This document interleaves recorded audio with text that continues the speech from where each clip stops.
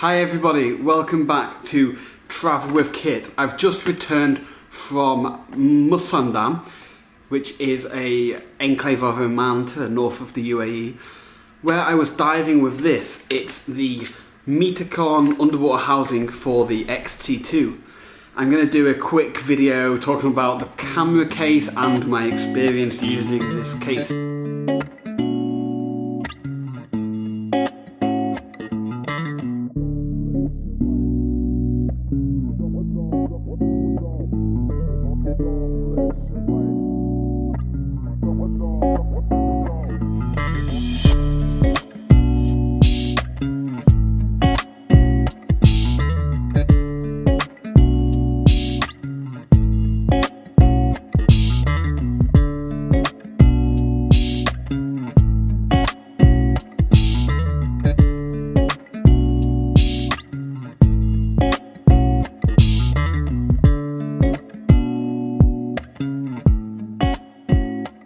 So the first thing I'd just like to clear up straight away is that I'm not happy with any of the pictures I took.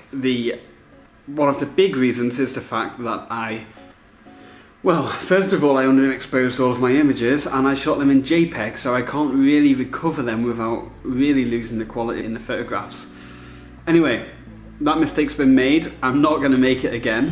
So let's move on to talk about using this case. Okay, so installing the camera into the housing is a little bit tricky, but once you've done this, 2 or 3 times, it becomes, really easy actually.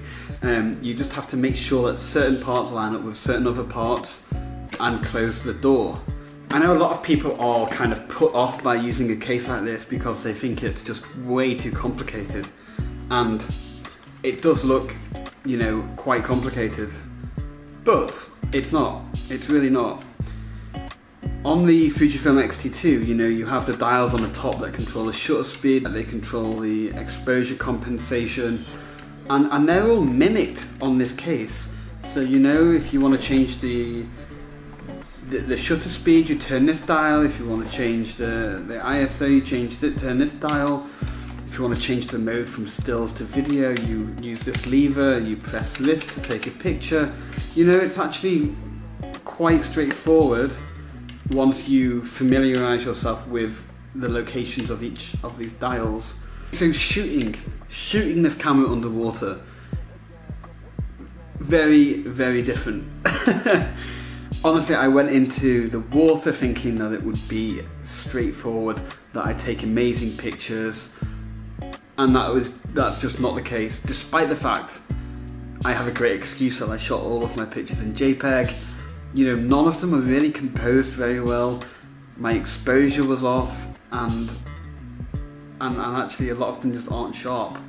Genuinely, I was not happy with any of my pictures, but I know that next time I will do better because I've kind of made those mistakes now, and I believe that I know how to avoid them next time. So the first issue that I encountered was problems with visibility and with backscatter.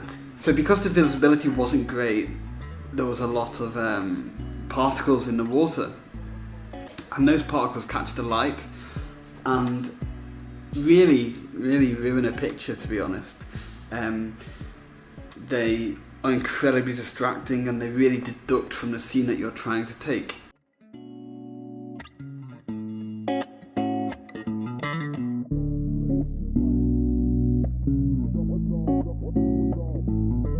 There are 2 things that cause the backscatter. One of them is just general poor visibility whilst diving, but the second is to do with the diver's buoyancy and the buoyancy of the divers around you. So when you're shooting, you may see a composition and you think, ooh, that's a nice picture, and in the process of manoeuvring yourself to get the photograph lined up, you disturb the ocean floor, or you disturb some deposits on the rocks. They enter the water in front of the camera and it ruins the picture. So sometimes it can't be avoided, but oftentimes it really just takes excellent buoyancy control to be able to avoid creating particles in the water whilst you're shooting. And I think this weekend was kind of a combination of the two, a combination of, you know, my buoyancy not being what it should be and the general conditions of the water not being, you know, crystal clear. And that brings me on to lighting and exposure. Most of my pictures were underexposed, despite the fact that I did take lighting down diving with me. I took two 20,000 lumen LED spotlights, and I was still having to really ride my ISO to get a properly exposed image, whilst being able to hold the camera steady enough to avoid motion blur. I don't know what the solution is to this, apart from possibly using a slightly faster aperture. So that's something that I will experiment with in the future and get back to you about. In terms of setting the aperture, the reason I couldn't make my aperture any faster is because with this particular case, it's not possible to change it. So you have control of your ISO and your shutter speed, but the aperture is fixed from the moment that you install the camera into the case. I opted for f8 on all of my dives to give myself, you know, a deep depth of field whilst kind of getting the lens to be at its optical optimum.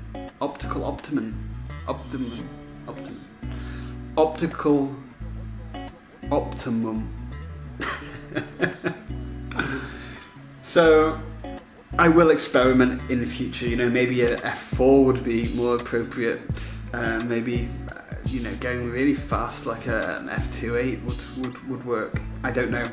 I will experiment with that and I will report back to you. And the final thing, which is probably the most obvious issue, is that fish are quite erratic.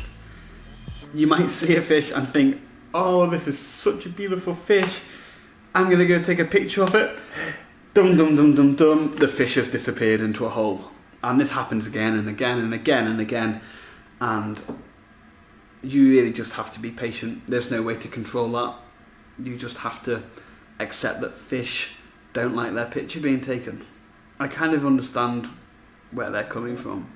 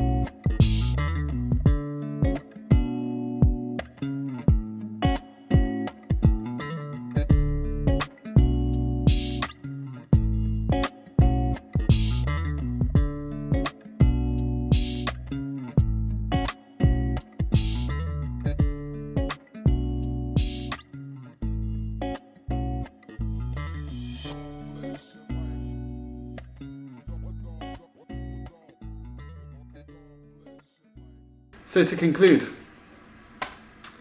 case, 2 thumbs up for me. I'd like to be able to control my aperture, but for the price of this case compared to its competitors, I can't complain. I took my camera down 30 meters below the ocean and it came back and it still works. Amazing. Absolutely amazing.